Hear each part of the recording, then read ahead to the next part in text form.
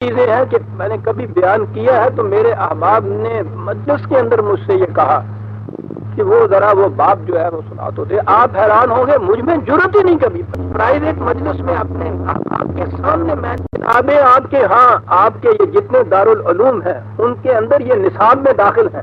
یہ سارے نوجوان جو اس قدر متشرہ آپ کو نظر آتے ہیں پھرتے ہوئے, ان کے ہاں کے طالب علم, آپ سوچئے کہ یہ ان میں سے میں سمجھتا ہوں قریباً سب غیر شادی شدہ ہوتے ہیں. 8 9 10 سال تو یہاں لگ جاتے ہیں ان بیچاروں کو یہ کچھ پڑھتے ہوئے, تو خاصی عمر ان کی ہو جاتی ہے. یہ کیفیت ہو ان کی, اور یہ کتابیں وہاں پڑھائی جائیں جنسیات کے متعلق, اور یہ ساری چیزیں بتائی جائیں کہ شریعت کی روح سے یہ یوں جائز ہیں. آپ پوچھتے ہیں کہ صاحب یہ سمجھ میں نہیں آتا کہ یہ اس قوم میں اتنی بدنیاتی کیوں ہے, جنس کے متعلق اس کے اندر ایسا یہ کیوں ہے. میں نے کہا ہے کہ یورپ میں تو آج گزشتہ زیادہ سے زیادہ 20-25 سال یا 50 سال میں یہاں تک وہ پہنچا ہے کہ اس نے میرج کو بھی کہا کہ ضروری نہیں ہے, اور ان چیزوں کو بھی یہ کہا. اس کے باوجود وہ شادی میں ابھی تک ایک بیوی کے اوپر چلا آ رہا. بعد میں عادی میں نے کہا ہے کہ اس ساڈمی کے اندر اب آ کے صرف یورپ کے صرف برطانیہ نے اپنے یہاں یہ قانون پاس کیا ہے. ابھی ان کے ہاں ایسا موجود ہے معاشرے کا طبقہ کہ جو اسے بنگاہ استحسان نہیں دیکھتا, وہی سمجھتا ہے. آپ کے ہاں تو یہ 1000 سال سے یہ چلا آ رہا ہے سارے کا سارا, اور سارا شریعت حقہ کی روح سے یہ ساری چیزیں جائز قرار دی گئی ہیں. قرآن نے عصمت پہ اتنا زور دیا عزیزان کہ عصمت ہی حیوان اور انسان کے درمیان, حیوان کے ذہن میں تصور نہیں ہوتا. قرآن نے ایک طرف تو یہ قرآن میں 2 صرف شخصیتیں ہیں انفرادی طور پہ جن کے کیریکٹر کو قرآن نے بیان کیا اور بڑی تفصیل سے بیان کیا. باقی اقوام کے ہی کیریکٹر ہیں, اقوام کی سرگزشتیں ہیں. حضرات انبیاء کرام علیہ السلام کے بھی انقلابی پروگرام جو ہے ان کی داستان قرآن لایا ہے. انفرادی کیریکٹر صرف 2 شخصیتیں جن کا پیش کیا ہے اس نے.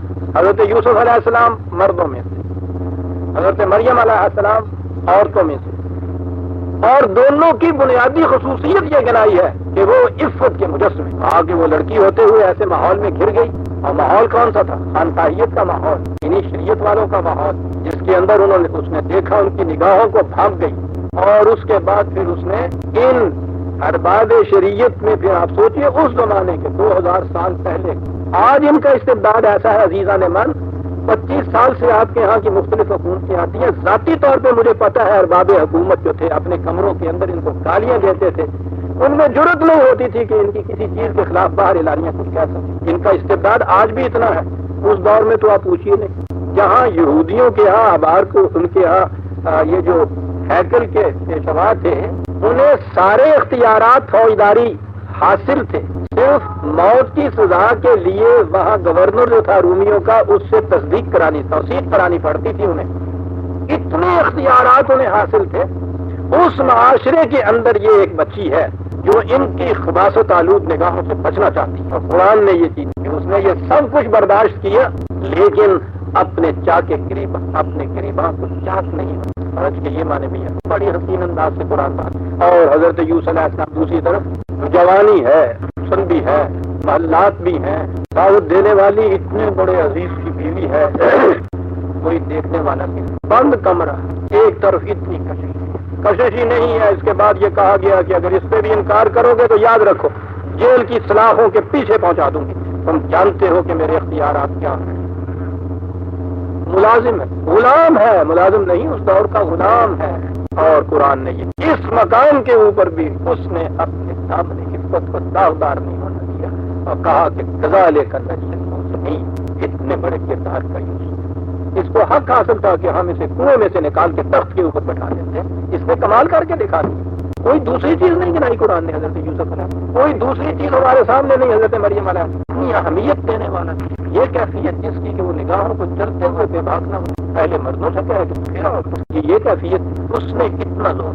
سمجھ میں یہ بات نہیں آتی. قرآن نے جب کہا کہ قوم میں اگر جنسی بدنہادی ہو جائے, عام طور پہ سمجھا جاتا ہے کہ ایک انفرادی فعل ہے. وہ شخص جو اس بدنہادی میں پھنس جائے گا, کچھ طبی طور کے اوپر اس کو بیماریاں چمٹ جاتی ہیں, کچھ چند کے ساتھ اخلاقی طور پہ وہ ایسا ہو گیا. قوم کے متعلق کبھی ذہن میں بھی نہیں آتا تھا کہ اس کا تعلق بھی قوم کی تباہی سے ہوتا ہے. عزیزان من, اس پہ بھی اگر ریسرچ کی ہے تو یورپ کے ہی سائنٹسٹوں نے ریسرچ کی. ان کے ہاں وہ اس ریسرچ کے بعد اس نتیجے پہ پہنچے ہیں کہ جس قوم میں جنسی تعلقات کے اوپر پابندیاں جو اس میں ریلیکسیشن آ جاتی ہے آہستہ آہستہ، تو قوم گرنی شروع ہوتی. اور جیسا کہ میں نے کئی دفعہ کوٹ کیا ہے، ہنون تو اس نتیجے پہ پہنچا ہے کہ ایسی قوم 3 نسل تک زیادہ سے زیادہ اپنے آپ کو بچا سکتی ہے، اس کے بعد اس کے بچنے کا کوئی طریقہ ہی نہیں ہے. صاحب جو جی میں آئے کر کے دیکھیں. انہیں انگریزوں کے ہاں آکسفورڈ کے اندر ہے بیٹھا ہوا، انہیں کو یہ بتا رہا ہے کہ یاد رکھو قوم کہتا ہے تباہ ہو جائے گی اگر تم نے جنس. اور اس نے صاحب ریسرچ جو کی ہے 80 پریمیٹیو قبائل کے اندر جا کے ہو رہا ہے، اس کی ہسٹری 18 مہذب قوموں کی تاریخ پوری اس نے مرتب کی ہے. اس کے بعد وہ اس نتیجے کے اوپر پہنچا ہے. اور یہ چیز وہ پھر قوم لوط کا قصہ بیان کرتا ہے کہ کسی اور کو کہیں اور سے اگر یقین و اطمینان نہ آئے تو قوم لوط کا انجام دیکھیے کہ کیا ہوا تھا. وہ کہتا ہے یہی انجام تمہارا بھی ہوگا. اپنی قوم کو وہ کہہ رہا ہے. اب یہ بات سمجھ میں قرآن کریم نے اسے اس اکابر جرائم جو ہیں ان میں کیوں شمار کیا. یہ چیزیں بیان کرتے ہوئے لوط کا قصہ، قوم لوط کا قصہ، ہر بار ان جرائم کے اندر وہ اس کو لے کے آتا ہے. یہ انفرادی چیز نہیں ہے، اس کا بڑا گہرا تعلق انسان کی نفسیات سے ہے، بڑا گہرا تعلق. نگاہ کی پاک بازی سے انسان کی پرسنالٹی اتنی بیلنس رہتی ہے جس کا اندازہ نہیں. آج ہم کسے سمجھائیں اور ہم ادھر کے کیا سمجھائیں گے. ایک طرف تو انہیں کلیسا کھینچ رہا ہے، وہ یورپ کی راؤ چلی آ رہی ہے. یہ طبقہ پھر بھی ہمارے ہاں ابھی تھوڑی تعداد میں ہے. یہ جو آپ کو یوں نظر آتا ہے نا کہ صاحب یہ نوجوان طبقہ، یہ ایجوکیٹڈ طبقہ، یہ مہذب طبقہ، یہ تو شہروں کے اندر آپ کو نظر آ رہا ہے. یہ آبادی نہیں ہے آپ کی. 85% آبادی آپ کی تو باہر گاؤں میں بستی ہے جہاں یہ چیز گئی نہیں. وہاں کیا صورتیں ہیں صاحب. وہاں ہر مسجد میں مولوی صاحب بیٹھے ہوئے ہیں جو ان دارالعلوموں میں یہ کتابیں پڑھ کے گئے ہوئے ہیں. ان کی ذہنیت جنسیت کے اندر ڈوبی ہوئی ہوتی ہے، ان کے خیالات اس کے اندر ملوث ہوتے ہیں، اور اسے وہ کوئی جرم نہیں سمجھتے بلکہ شریعت حقہ کے مسائل سمجھتے. یہی کتابیں آگے پڑھائی جاتی، انہی کے درس دیے جاتے. بڑے بڑے ائمہ کرام جن کے نام کے ساتھ علیہ الرحمہ ساتھ ان کی سندیں اور فتوے اس میں درج ہوتے. میں عرض کر رہا ہوں، بیان نہیں کر سکتا. آپ ضرور دیکھ لیجئے گا اس کتاب کے اندر. یہ باب بڑا اہم باب ہے. کوئی دلیل، امام مالک کا نام آپ نے تو سن رکھا ہوگا نا، اتنی عظیم الشان آپ کے یہاں یہ شخصیت ہے. اس کے یہاں وہ باس میں لکھا ہوا ہے کہ جب اس نے یہ کہا کہ ہم نے سنا ہے کہ آپ بھی، کسی نے یہ کہہ دیا کہ شاید آپ تو اس کو جائز نہیں کہتے. کہنے کے کیا کہہ رہے ہو، میری بیٹیاں معاف رکھیں. ماتھے پہ ہاتھ مارا اور کہا کہ میں تو ابھی غسل کر کے. یہ پڑھایا جا رہا ہے. پوچھتے ہیں اس قوم میں یہ جنسی بدنیتی، اور اس کے بعد پھر آگے پوچھتے ہیں پھر اس قوم کے اوپر یہ تباہیوں کی بارش کیوں ہو رہی ہے. وہ یہ کہتا ہے اس قوم کو کہ وَأَمْطَرْنَا عَلَيْهِمْ مَطَرًا. لطف آ جائے مطرہ کا. اس بات میں مطرہ ہو تو وہ بارش جو خوشگوار نتائج پیدا کرے گی. کسی کو اگر امطرہ کہا جائے تو وہ بارش جو تباہیاں لائے. صاحب ایک لفظ کا باب بدلنے سے وہ کرتے. قرآن کہتا ہے وَأَمْطَرْنَا عَلَيْهِمْ مَطَرًا. قوم پہ تو جو بارش بھی برستی ہے وہ بھی تباہیاں لے آتی ہے. خشک سالی تو ایک طرف رہی. لاؤ خوشحالیاں جتنی لانا چاہتے ہو. ٹھیک ہے تمہارا نظام سوشلزم کا، سوشلسٹم کی ساری چیزیں جو ہیں برساؤ گے نا یہ بارش. وہ کہتا ہے ٹھیک ہے امطرنا علیہم مطرا. ایک بارش یوں بھی برسا کر کے تباہیاں لے آیا کر. یہ کیفیت ہو آپ کے ہاں.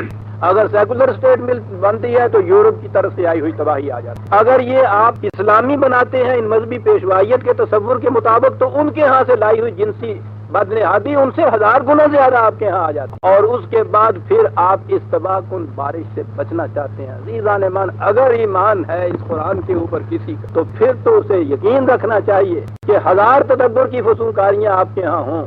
جب یہ جرائم ہو جائیں گے پیدا تو قوم بچ نہیں سکتی. 3 جرم تو آ گئے آپ کے ہاں. طبقات میں تقسیم کیا جائے دولت کے معیار. ٹھیک، رزق کے جتنے ذرائع ہیں ان کو ذاتی ملکیت میں لے لیا جائے. لکیریں میری اور تیری کی بات. اور قوم میں جنسی بدنہادی اتنی عام. 3 جرائم، ان میں سے ایک ایک جرم جس قوم میں ہوا قرآن نے کہا وہ تباہ ہو گئی. ابھی تو 3 ہوئے نا اپنے ہاں. آگے چلیں گے، وقت ہو گیا. سورہ الاعراف کی آیت 84 تک ہم آ گئے. 85 آیت سے آئندہ لیں گے. ربنا تقبل منا انک انت السمیع العلیم.